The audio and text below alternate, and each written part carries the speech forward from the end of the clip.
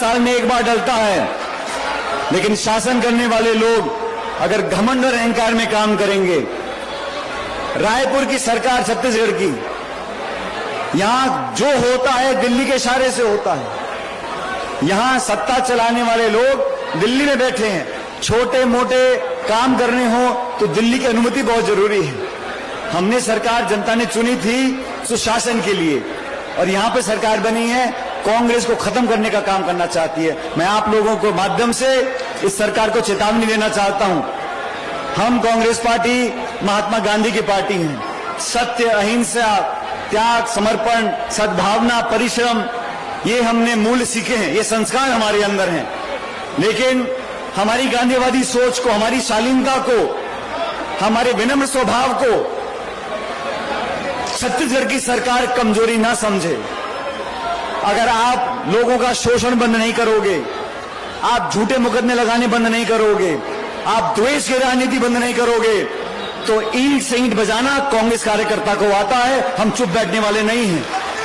मैं धन्यवाद देना चाहता हूं तमाम नेता जो आज मंच पर हैं, और हम सब लोग किसी पद पे हो या ना हो, हम सब सबसे पहले कांग्रेस के कार्यकर्ता हैं। और आप सबके आशीर्वाद से समूचे भारतवर्ष में आज खड़गे साहब और राहुल जी के नेतृत्व में कांग्रेस पार्टी में लोग उम्मीद देख रहे हैं। मैं इस मौके पर आप लोगों को खुशखबरी देना चाहता हूं। अभी चुनाव प्रचार चल रहा है हरियाणा में। जम्मू कश्मीर का मतदान कल खत्म हुआ है, और हरियाणा में जहां मुझे आज सभा करने जाना है, इसलिए मैं आपसे क्षमा मांगते हुए यहां से विदा लूंगा। लेकिन बताना चाहता हूं कि हरियाणा में ऐतिहासिक बहुमत लेकर कांग्रेस पार्टी सरकार बनाने जा रही है, और पूरे देश में आज भारतीय जनता पार्टी के नेताओं के चेहरे की जो चमक है वो गायब हो गई है। जो लोग 300 पार, 400 पार, 500 पार की बात करते थे, आज उनको मजबूरी में बेसाखियां लेकर सरकार बनाने का काम दिल्ली में करना पड़ रहा है। आज वो दबाव में है, वो बिल लेके संसद में आते हैं, राहुल जी सवाल पूछते हैं, उनको बिल वापस करना पड़ता है। ये कमजोरी अब चेहरे पर झलक रही है। जिस तरीके से उन्होंने शासन किया उसको बदलना पड़ेगा। छत्तीसगढ़ के आवाम के लिए कांग्रेस पार्टी का तमाम कार्यकर्ता क्षण क्षण भर के लिए समर्पित रहेंगे। मैं सभी कांग्रेस परिवार के सदस्य के लोगों की तरफ से बोलना चाहता हूं, ये तो शुरुआत है। ये न्याय यात्रा निकाली है सरकार की नींद खोलने के लिए, ये शुरुआत है। लेकिन अगर सरकार बाज नहीं आएगी, सरकार अगर अपनी कार्यशैली में सुधार नहीं लाएगी, सरकार अगर शोषण बंद नहीं करेगी, हमारे दलित आदिवासी भाइयों के अगर सपनों को पूरा नहीं करेगी, तो कांग्रेस पार्टी एक और संग्राम छेड़ेगी। छत्तीसगढ़ सरकार की नींद हराम कर देंगे, लेकिन वो सोने नहीं देंगे। ये संकल्प लेके तमाम कार्यकर्ताओं को काम करना है। मुझे खुशी है इस यात्रा से पूरी पार्टी में एक नई ऊर्जा का संचार हुआ है। सब नेताओं ने योगदान दिया है। मैं तमाम जो मंच पर लोग बैठे हैं, इन सब लोगों का साधुवाद देना चाहता हूं, धन्यवाद करना चाहता हूं कि इस यात्रा को आपने कामयाब बनाया। मैं क्षमा चाहूंगा, मुझे हरियाणा पहुंचना है, इसलिए मैं पहले भाषण देने के लिए खड़ा हुआ। लेकिन सबसे महत्वपूर्ण, जो हमारे कार्यकर्ता हमारे सामने आज बैठे हैं, जिनकी मेहनत और ताकत से हमारी पार्टी में दम और शक्ति हमको मिलती है, मैं शीश झुकाकर तमाम कार्यकर्ताओं का धन्यवाद करना चाहता हूं और आपको विश्वास दिलाता हूं कि आपके साथ संघर्ष करने के लिए हम तमाम नेता जो यहाँ बैठे हैं, हम कोई छोटा बड़ा कार्यकर्ता के साथ खाएंगे। मैं इस बात का विश्वास दिलाता हूं। दीपक जी, आप लोग बहुत बहुत धन्यवाद, और आप सब लोगों का बहुत बहुत धन्यवाद। जय हिंद, राम राम साहब।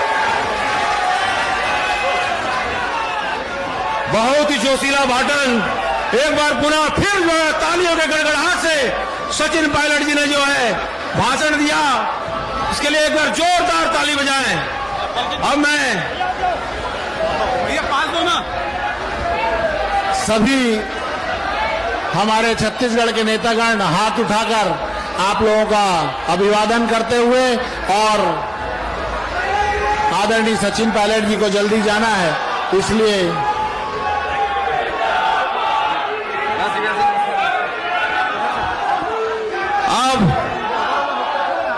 क्योंकि पायलट सर को दूसरे भी कार्यक्रमों में जाना है, इस कारण उनको उद्घाटन हो गया। अब मैं कार्यक्रम को आगे बढ़ाते हुए बहुत ही सम्मान के साथ मैं पूर्व डिप्टी सीएम, जिनको बाबा के नाम से जाते हैं, टीएस बाबा साहब से आग्रह निवेदन करूंगा, आए और अपना उद्बोधन दें।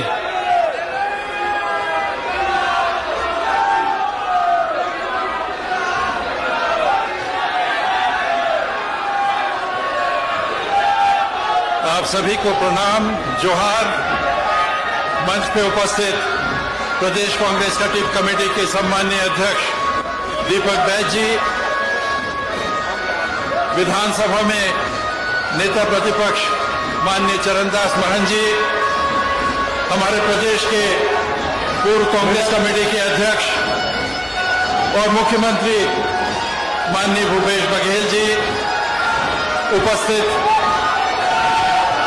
अखिल भारतीय कांग्रेस कमेटी के प्रभारी जरिता मैम, प्रकाश जी, जहांगीर जी, प्रदेश कांग्रेस कमेटी के सभी पदाधिकारी, उपाध्यक्ष, महामंत्री, जिला कांग्रेस कमेटी के सभी अध्यक्ष, सभी पदाधिकारी, प्रदेश NSUI, युवक कांग्रेस, महिला कांग्रेस, सेवा दल के अध्यक्ष और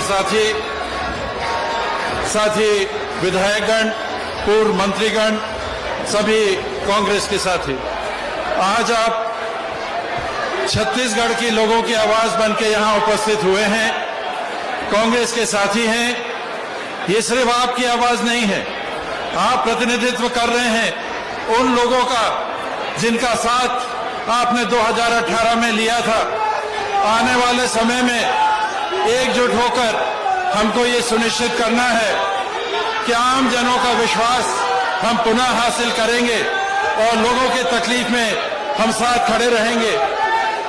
आज हरियाणा के चुनाव का जिक्र सचिन पायलट जी ने किया और बिजली के संदर्भ में वहां आम तौर पे ये बात कही जा रही है कि जिन जिन प्रदेशों में डबल इंजन की सरकार है वहां बिजली के दर सबसे ज्यादा है।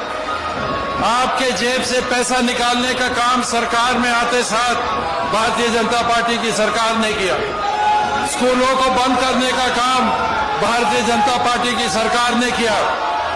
भूपेश जी यहां पर बैठे हैं, इन्होंने स्वामी आत्मानंद स्कूल खोले जहां पर नए स्कूलों की जरूरत थी। इनके मंत्रिमंडल ने नए स्कूलों को खोला, बंद होने का सिलसिला हमने नहीं सुना।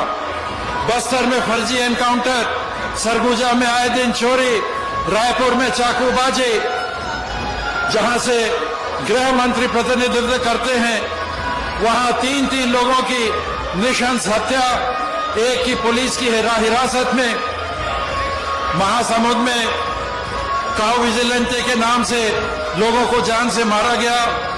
गुरु घासीदास जी सतनामी समाज के, हमारे छत्तीसगढ़ के, हम सबके सबसे बड़े गुरु में है। उनके पूजा स्थली में जय स्तंभ को काट के गिराया जाता है। आज तक ये सरकार किसने ये किया छत्तीसगढ़ को नहीं बता पाई है।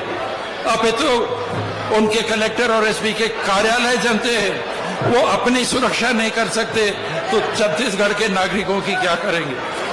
जहां गृह मंत्री है वहां जिनको सबसे ज्यादा सुरक्षा की उम्मीद नागरिकों को होगी वहां कलेक्टर और SP का ट्रांसफर होता है क्योंकि वो काम करने में सक्षम नहीं पाए जाते।